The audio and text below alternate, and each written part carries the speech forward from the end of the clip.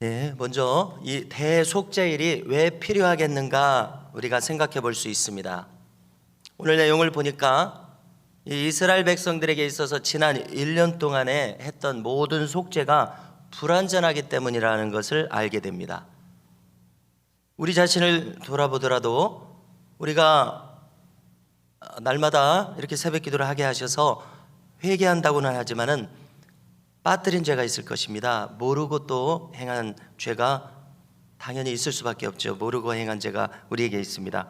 그 모든 것을 깨끗하고 완벽하게 청산하기 위해서 이 대속죄일에 모든 의식을 행하는 것을 알 수가 있습니다. 자, 오늘 내용도 무슨 내용입니까? 구석구석 모든 성물을 다 속죄하는 의식이 덧붙여지고 있습니다. 모든 속한 것을, 성막에 속한 것을 성결하게 하는 일이 철저하게 이루어지고 있습니다. 그래서 우리가 어제도 거론했듯이 7월 1일 유대력으로 나팔절, 그러니까 신년 정초에 나팔절을 지내서 7월 10일에 대속죄절을 하지 않습니까? 그러니까 신년 초에 하는 것입니다. 비록 이제 9월, 10월이지만요. 그러면 이제 오늘날 우리 교회가 송구영신 예배를 드립니다. 신년 특별 새벽기도를 드리고, 또 어떤 교회는 또 뭐 3일이든지 일주일이든지 1월 1일부터 신년 성회를 또 하는 교회들이 있습니다. 자, 그런 것을 하는 취지는 무엇이겠습니까? 지난 1년을 깨끗이 청산하고 우리 마음을 청소하고 또 우리 마음을 말씀으로, 기도로, 성령으로 채우려는 것이 그 성회들의 목적입니다. 그것과 오늘날 우리가 하는 것과 비슷한 취지인 것을 알 수 있습니다. 한마디로 과거를 씻어내고 새해의 새로운 비전과 소망을 찾고 채우는 것입니다. 자, 오늘 이 대속죄일에 실행할 것을 세 가지로 우리가 나눠서 생각해 볼 수가 있습니다. 첫 번째로는 이것을 주관하는, 집례하는 대제사장 아론이 자기를 위해서 속죄제를 드려야 한다는 것이고요. 두 번째로 지성소를 비롯해서 뜰의 제단을 비롯한 성막 전체에 대한 속죄의식을 행하라고 하고요. 세 번째로 백성에 대한 속죄제를 행하는데 염소 둘을 취해서 하나는 속죄 제사를 드리고 또 하나는 이제 오늘은 아사셀이라는 말이 안 나왔는데 어제 아사셀 염소에게 안수를 해서 광야에서 죽게 하는 것입니다. 이 세 가지를 행해야 됩니다. 자, 첫 번째로 대제사장 아론이 자신을 위한 속죄제를 드려야 됐습니다. 이것의 의미는 무엇이겠습니까? 아무리 대제사장이라고 하는 높은 직분을 받았습니다마는 그도 인간이라는 것입니다. 허물 많은 인간이라는 것입니다. 그를 위해서, 그 자신을 위해서 또 그의 가정을 위해서 속죄를 해야 된다는 것입니다. 욥이 자식들을 위해서 번제를 드렸듯이 자신을 위해서 자신을 돌아보고 하나님 앞에 늘 나아갔을 뿐만 아니라 자식들을 위해서 번제를 드렸듯이 아론도 자기 가정을 놓고 속죄한 것을 알 수 있습니다. 또한 이날은 대제사장의 이 푸른 겉옷이 있었습니다. 그리고 에봇이 있었습니다. 그것을 벗어야 했습니다. 그 대신 다른 의복을 입었어야 했는데 그것은 무엇이냐면 이제 어제 나왔는데요. 흰 세마포 옷을 입어야 했습니다. 흰 세마포 띠를 해야 했습니다. 또 이 겉옷 안에 있는 속바지, 그것을 속바지라고 하지 않습니까? 또 세마포로 해야 했습니다. 또 머리관을 대제사장의 관이 아니라 흰 세마포 관을 입어야 했습니다. 자, 이것은 어떤 모습입니까? 대제사장이라고 하는 일반 백성들을 대표하는 특별한 직분을 가지고 하나님 앞에 나오라는 것이 아니고 아무것도 아닌 자의 모습으로 나오라는 의미입니다. 하나님 앞에는 대제사장이라는 직분으로 나가는 것이 아니라는 것을 알려줍니다. 오직 그분의 자비를 필요로 하는, 그분의 자비만을 필요로 하는, 자비를 구하는 자의 모습으로 나아가는 것을 알 수 있습니다. 하나님의 처분에 맡기는 자의 모습입니다. 절대로 그분에게 부복하고 그분에게 순종하는 그런 사람의 모습으로 나아간다는 것을 알 수가 있습니다. 자, 그런데 여기서 우리는 히브리서를 보면은 예수님을 보고 대제사장이라고 합니다. 우리의 대제사장이라고 하는데요. 이 인간 대제사장 아론과 비교해 봤을 때 예수님께서는 아론은 죄 있는 대제사장이었지만 예수님은 죄 없으신 대제사장이었습니다. 그리고 매년 자신을 아론처럼 속죄할 필요가 없이 단 한 번 인류를 위해서 속죄를 이루셨습니다. 다시 말해서 아론의 불완전한 속죄가 아니라 단 한 번의 완전한 속죄를 이루신 것을 우리는 알 수 있습니다. 아론이 대제사장으로서 자기 백성들의 죄를 매년 이렇게 속죄해야 하지 않았습니까? 불완전한 속죄라는 것이죠. 그러나 예수님께서는 단 한 번의 십자가의 속죄로 이 모든 속죄를 이루셨다는 것을 우리가 생각해 보게 된다는 것입니다. 두 번째로 아론은 모든 성물을 속죄를 해야 했습니다. 가만히 한번 생각해 보면요, 지난 1년 동안 이 성막에서 모든 백성들의 죄를 다뤘었습니다. 대표로 지성소에서 이 모든 것이 이루어지는 것이니까요, 성막의 가장 수뇌부는 지성소라고 할 수 있으니까요. 그래서 지성소를 비롯해서, 지성소에 들어가지는 못하지만 지성소를 비롯해서 또 분향단, 성소 안의 모든 성물들, 또 가장 많은 죄를 담당한 것은 성막들에 있는 번제단입니다. 번제단을 속죄를 해야 했습니다. 그 자세한 것이 오늘 본문에 나와 있는데요. 자, 대표적으로 16절을 한번 찾으십시오. 16절을 찾아서 함께 읽겠습니다. 16절 함께 읽습니다. 곧 이스라엘 자손의 부정과 그들이 범한 모든 죄로 말미암아 지성소를 위하여 속죄하고 또 그들의 부정한 중에 있는 회막을 위하여 그같이 할 것이요. 아멘. 아론은 지성소를 성결케 해야 했습니다. 짐승의 피를 받아가지고 속죄소는 어디라고 그랬습니까? 법궤 위에 있는 그룹천사 모양의 금으로 쳐서 만든 그룹천사입니다. 그 날개 위, 그것이 속죄소입니다. 속죄소 앞에 뿌려야 했습니다. 그 위에 뿌려야 했습니다. 속죄소를 들어간 그 지성소의 휘장, 그 동쪽에 뿌리라고 그랬으니까 거기다 뿌려야 했습니다. 또 나와서 마당에 제단의 속죄를 위해서 네 귀퉁이에 뿔에 피를 발라야 했고 7번 제단에 뿌려야 했습니다. 이것을 대제사장 아론이 마치기까지는 아무도 이 성막에 들어오지 못하게 했습니다.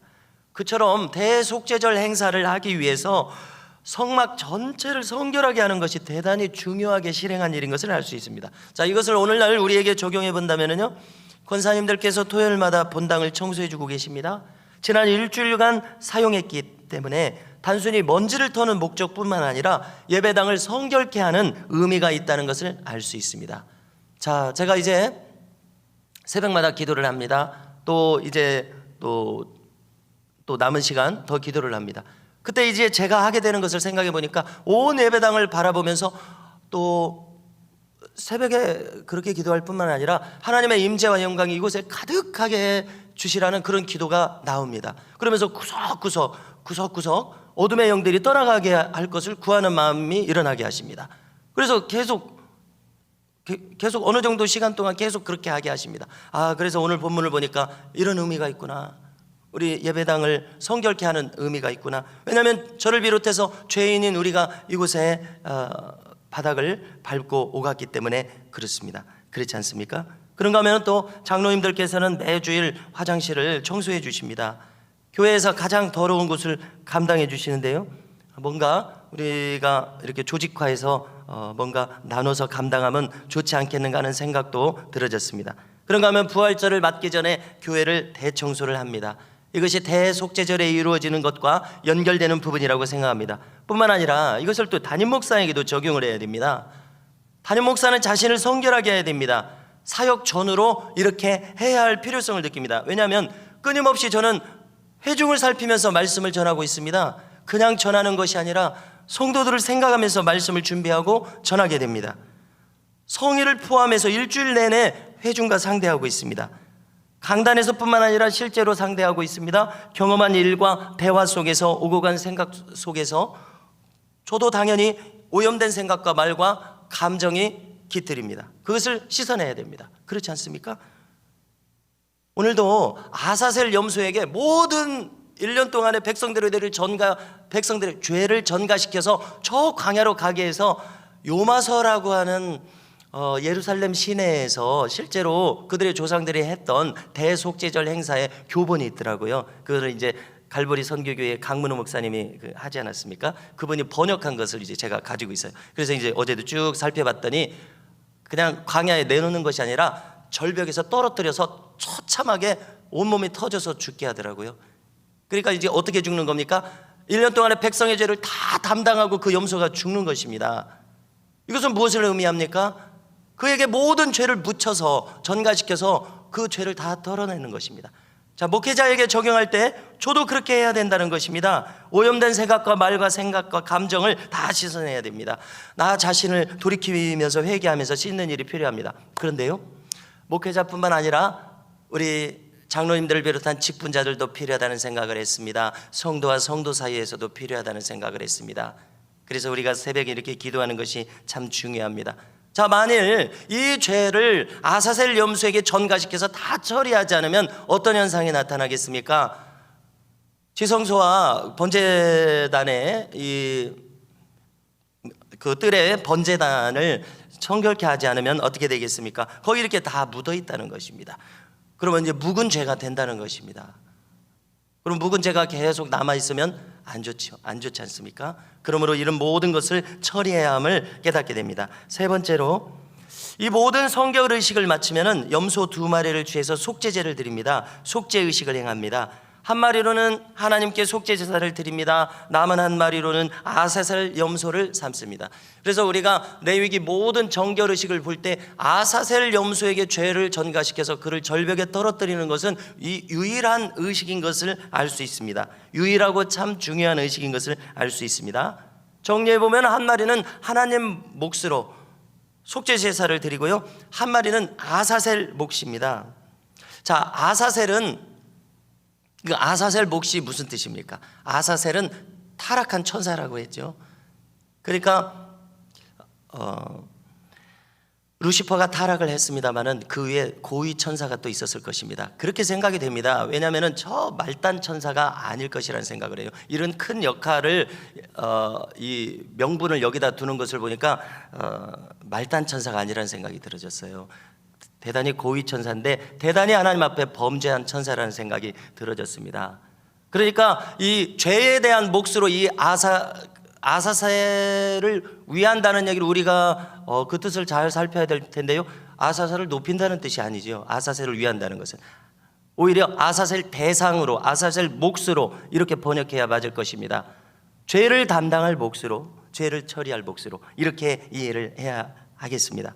그래서 1년 동안의 모든 백성들의 죄를 아론이 안수함으로써 전가시켜서 그 죄의 덩어리를 죽게 하는 것입니다.